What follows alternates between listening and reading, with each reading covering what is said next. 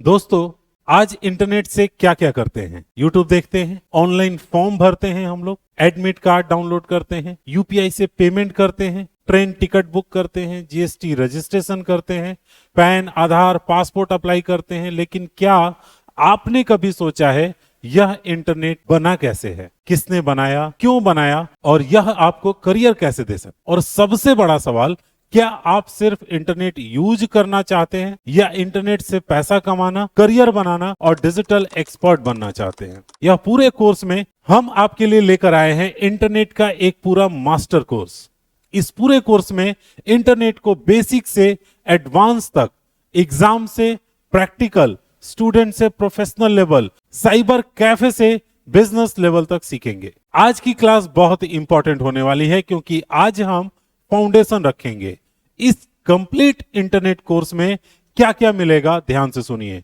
यह कोई छोटा सीरीज नहीं है, यह पूरा इंटरनेट मास्टर कोर्स होने वाला है, जिसमें मैं आपको इंटरनेट के फंडामेंटल्स, यानी इंटरनेट क्या है, कैसे काम करता है, आईपी एड्रेस क्या है, डीएनएस क्या है, www क्या होता है, यूआरएल क्या होता है, browser, search engine, Google advance search के ऑप्शंस क्या होते हैं, ये सारी चीजें मैं आपको बताने वाला हूं। अगर आप कम्युनिकेशन टूल्स की बात करें तो जीमेल बेसिक्स, जीमेल के practical knowledge, CC, BCC, attachments कैसे किए जाते हैं, गूगल ड्राइव का यूज आप कैसे करते हैं, फाइल अपलोड करना, डाउनलोड करना।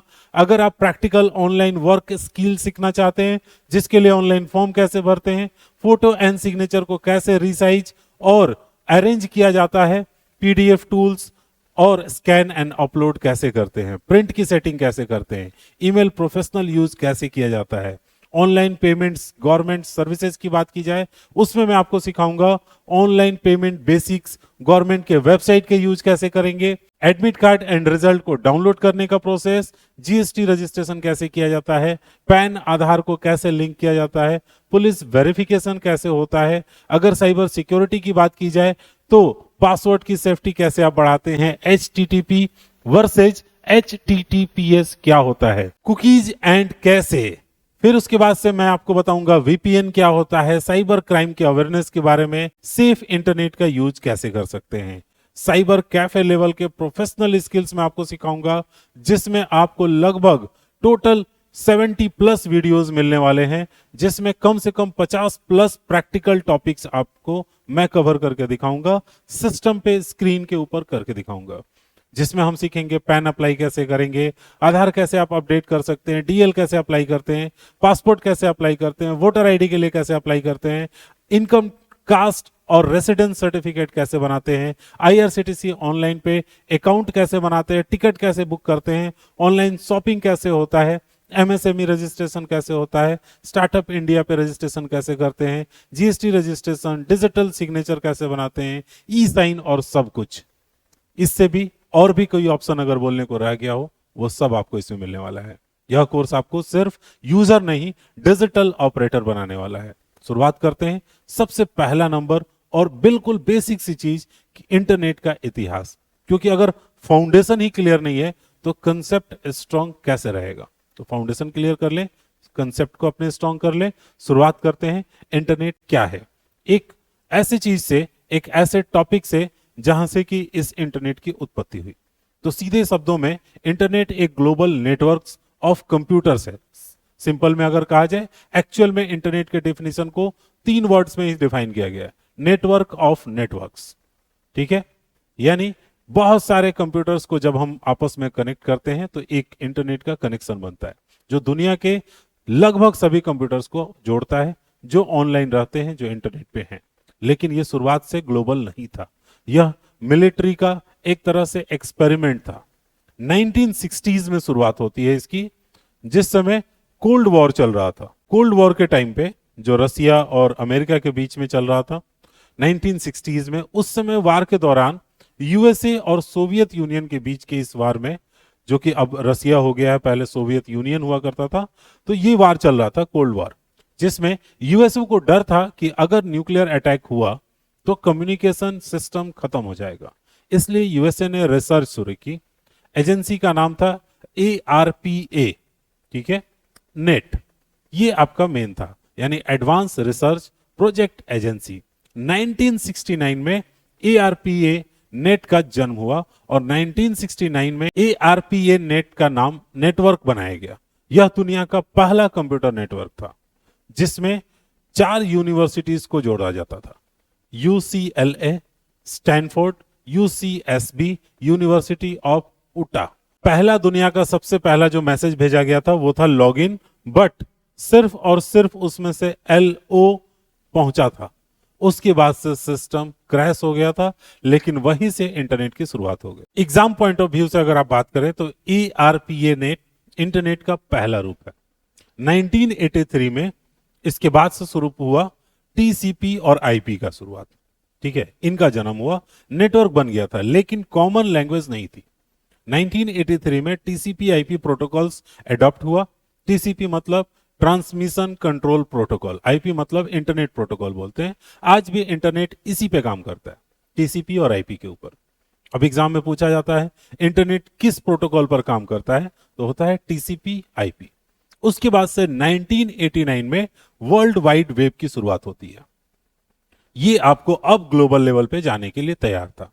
टिम बर्नर्स-ली ने वर्ल्ड वाइड वेब बनाया, WWW, और WWW ने इंटरनेट को आम लोगों तक पहुंचाया।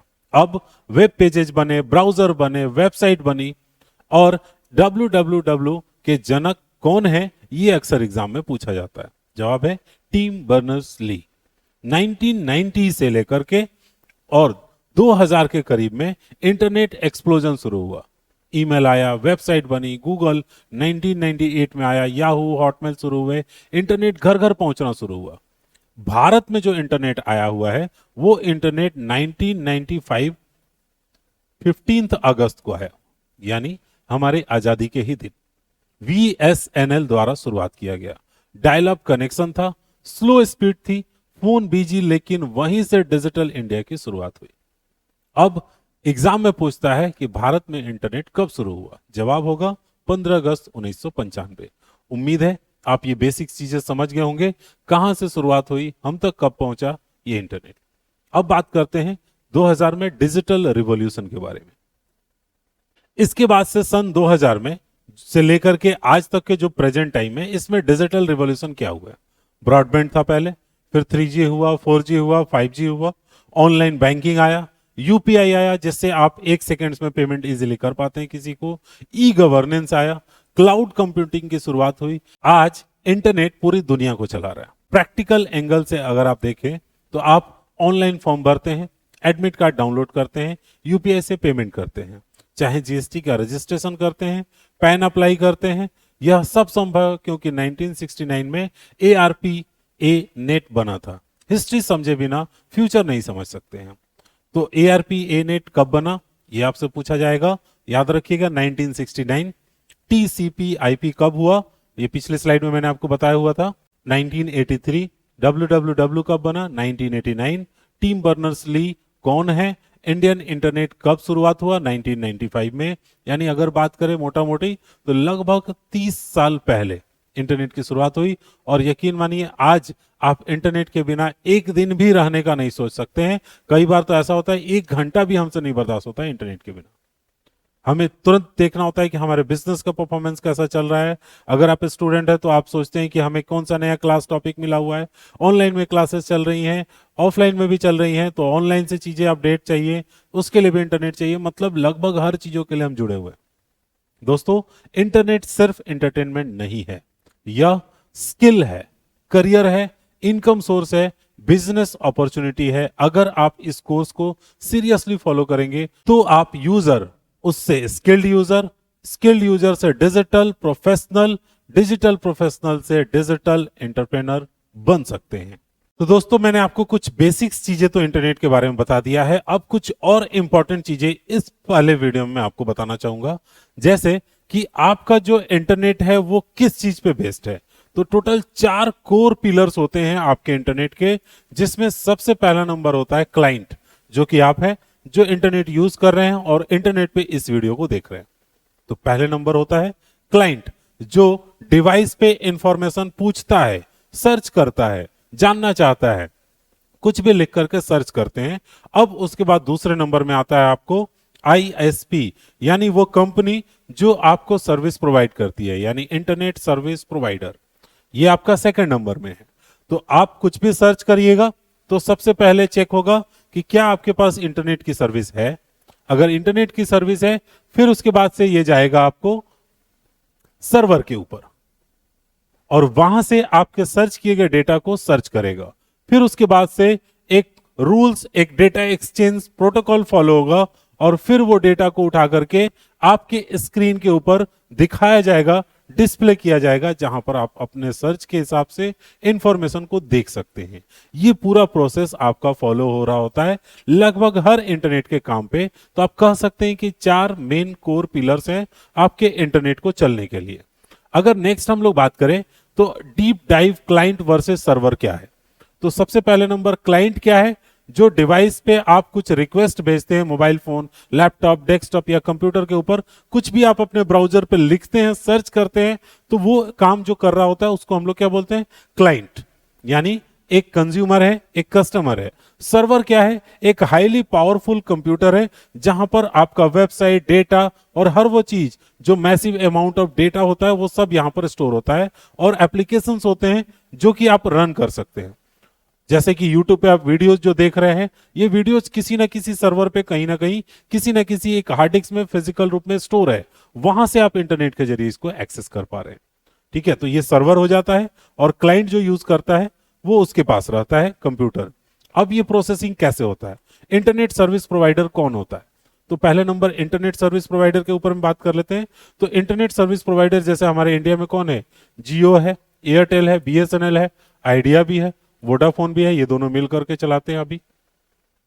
ऐसे अलग अलग देशों में अलग अलग इंटरनेट सर्विस प्रोवाइडर हो सकते हैं जो आपको एक्चुअल एक्सेस देते हैं इंटरनेट का। Without it connection is not possible, यानी अगर ये नहीं है तो कनेक्शन आपके कंप्यूटर में पॉसिबल ही नहीं होगा। सर्विस प्रोवाइडर चाहिए जो आपको इंटरनेट की सर्विस देंगे, बीच में एक रूल फॉलो होगा कैसे डेटा ट्रांसफर होगा और सर्वर से डेटा आप तक पहुंचता है और आप कुछ सर्च करते हैं तो वो सर्वर तक जाता है। इसी बीच में आपको प्रोटोकॉल काम करता है। तो इसके पहले 2 चीजें मैंने आपको बता दी, क्लाइंट और सर्वर, और फिर 2 चीजें मैंने आपको बता दी, आईएसपी और प्रोटोकॉल्स। आगे बढ़ते हैं।